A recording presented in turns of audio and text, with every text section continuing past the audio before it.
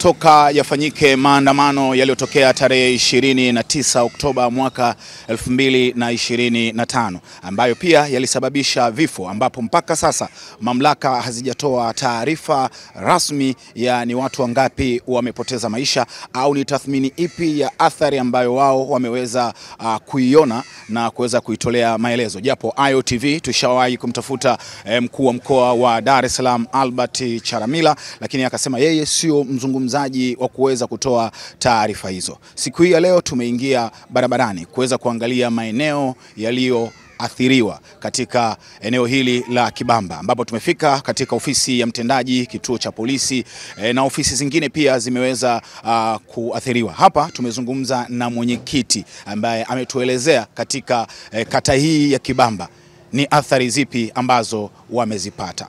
Kwa majina naitwa Semburi Ngusa Mgendi, ni mwenyekiti wa serikali ya mtaa wa Kibamba, kata ya Kibamba, tarafa ya Kibamba, wilaya ya Ubungo. Nachokumbuka tukio ambalo nimelishuhudia ni siku ya tarehe 29 ya mwezi wa 10 ambayo ilikuwa kwa Watanzania ni siku ya kupiga kura.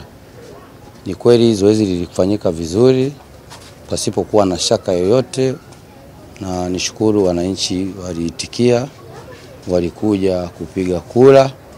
Lakini ilipofika majira ya kuanzia saa 9 kuelekea saa 10 kulianza kuwa na taharuki za kuona watu wanaanza kupungua kuja kupiga kura.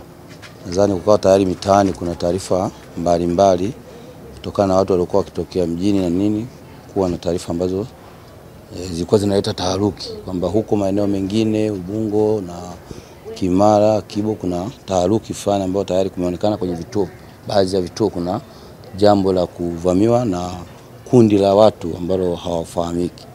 Sasa ile taharuki ilipoanza kutokea, kwa hiyo wapigaji kura wakaanza kuwa na pungua, lakini ilipofika saa 10 kama saa 10 kwenda saa 11 vituo sasa vinakaribia kufungwa, basi taharuki kazidi kuongezeka. Lakini tulikuja kupata tamko la mwisho saa 12 kwamba watu wote wanatakiwa kurudi katika maeneo yao wanaoishi. Kupisha sasa vurugu zilikuwa zimeanza kulindima na milio ya bunduki wakati inapigwa mabarabarani huko. Kwa hiyo watu waliposikia lile tangazo kwamba wanatakiwa waondoke, ikifika saa 12 atakiwe mtu, basi ikabidi watu waanze kujiondokea kwenda majumbani kwao. Na mimi nilikuwepo mpaka zile dakika za hayo matangazo, ya maana saa 12, maana nilikuwa nikitekeleza majukumu yangu kama mwenyekiti wa mtaa ambaye mwenye dhamana ya ulinzi na usalama ndani ya mtaa. Kwa hiyo baada ya lile tangazo mimi nilitii kwamba serikali imeshatoa tangazo turudi majumbani. Kwa hiyo na mimi nilikuwa miongoni mwa kuambia watu, jamani, unavyosikia tangazo kama hilo tuanze kurudi majumbani kwa ajili ya kupisha kama kuna zoezi lote serikali iendelee nalo. Basi na sisi kama wananchi wengine tuliamua kupisha au kutii ile amri na kuondoka. Wakati sisi tunaondoka ule muda kulikuwa hakujachomwa, na ndio maana watu walikuwa bado wapo. Watu wengi waliondoka baada ya saa 12 kusikia ile tangazo lilikuwa likitolewa. Sasa tukiwa huko majumbani, kwa mfano aiza katika maeneo kila mtu alijua alikuwa yuko wapi. Of course nilikuwa sijafika nyumbani sababu nilipaswa na mimi kujua nini kinachoendelea. Tukaanza kusikia sasa kwamba kituo cha mwendokasi pale njiani barabarani pale Kibamba CCM hapo kuna kituo cha mwendokasi, wakasema kimewashwa moto. Kimewashwa na nasema kuna watu tu, kundi lisiojulikana limewasha moto. Muda si mrefu tukasikia tena wanakwenda kwenye kituo cha polisi wanaelekea, kwa maana mimi kama mwenyekiti nilikuwa na uwezo kupata taarifa nyingi. Basi tukasikia kimewashwa kituo cha polisi. Tukasikia tena wameenda kwenye jengo la Chama cha Mapinduzi kata ya Kibamba, wana ofisi yao. Lakini ile ofisi tumepanga au chama kimepanga ile ofisi. Kwa hiyo ikafuatwa ile ofisi pia na yenyewe ikafanywa uharibifu wa kuvunja madirisha pamoja na kuchoma. Kidogo tena tukapigiwa simu na jengo pia la kata tunalotumia mwenyekiti, yenyewe tayari kuna watu wasiojulikana hao nao wamefika ile jengo linavunjwa madirisha na linachomwa moto. Sasa Baada ya kuendelea hayo mazoezi tukasikia tena Kibamba, sisi njia panda ya shule kama na kwenda Kibwege kuna kibanda cha mwendo kasi. Pia tukasikia wamefika huku wamechoma moto. Sasa tukasema hii shida nini? Lakini kwa kweli mpaka tunaondoka na hilo tukio linatokea, taarifa sahihi ni watu ambao walikuwa wanaonekana wengi walikuwa hawawezi kufahamika kwamba ni wanatoka, walikuwa wanasema ni kundi tu la vijana, ni kundi tu la vijana.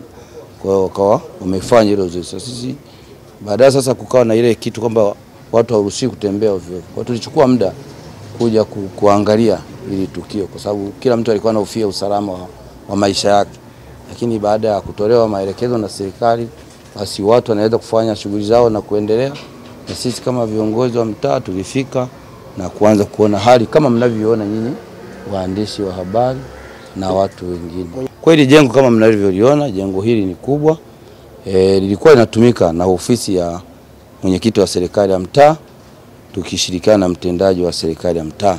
Tulikuwa na chumba chetu mlango wa kwanza huu. Sawa?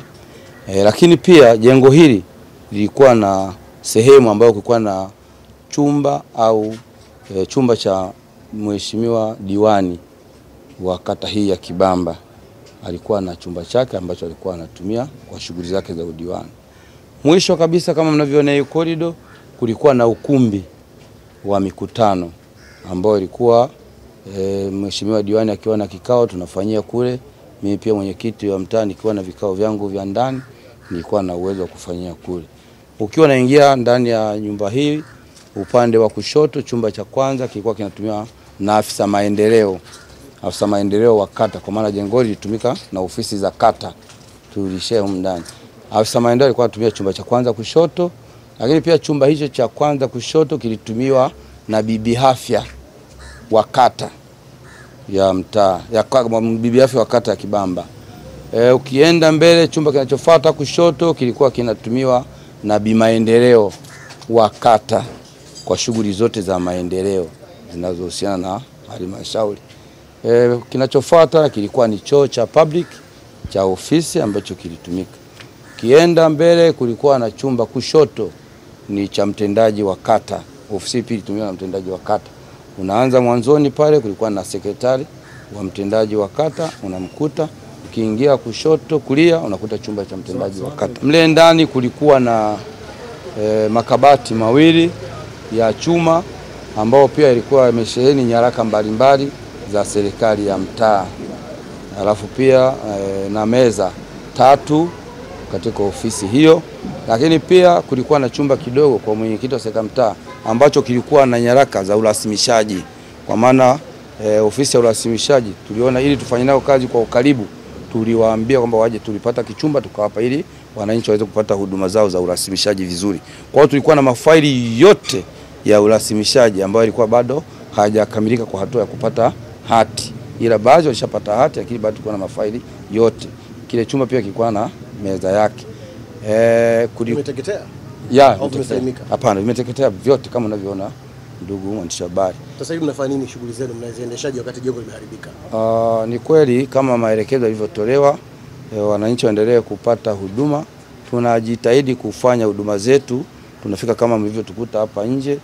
Wananchi wanakuja, tunawapa huduma sababu huduma zetu nyingi ni za labda kumpa mtu utambulisho au kumsikiza kero mbalimbali. Maana kero kubwa zinakwenda kwenye baraza la kata na sehemu zingine. Kwa hiyo tunasikiza wenye changamoto zao ndogo ndogo tunaendelea na hizo changamoto. Lakini huduma gani hasa sasa hivi imeshindikana kupatikana baada ya kuungua kwa ofisi? Yaani mtu akifika hapa atakosa huduma zipi? Kwa mfano kwenye chumba cha mtendaji wa mtaa kulikuwa na zile mashine zile za risiti zile.